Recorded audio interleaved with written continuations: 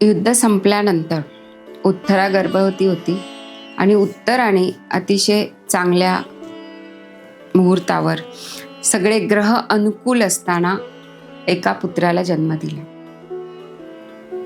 आणि अतिशय आनंदी वातावरण सगळं निर्माण झालं.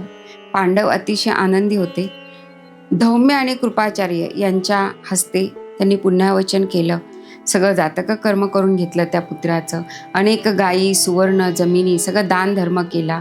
खूप आनंदात असं सगळं जल्लोषात या सगळ्या बाळाचे संस्कार करून झाले. आता जेव्हा या बाळाचं भविष्य पाहिलं गेलं तेव्हा त्याचं नाव काय ठेवायचं, तर पूर्वी गुरु किंवा ऋषी राजकुमाराचं किंवा राजकन्येचं नाव ठेवत असत.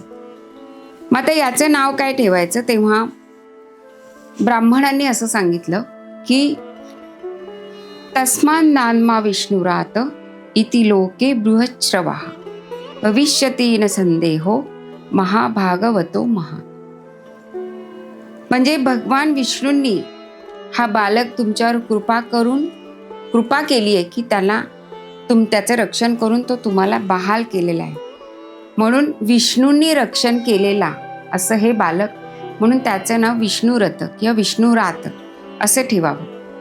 आणि याला माहिती आहे, याला आठवतंय की आपण गर्भात असताना कोणीतरी अंगठ्या एवढा कोणीतरी पुरुष येऊन आपलं रक्षण करत होता गदा चालवून.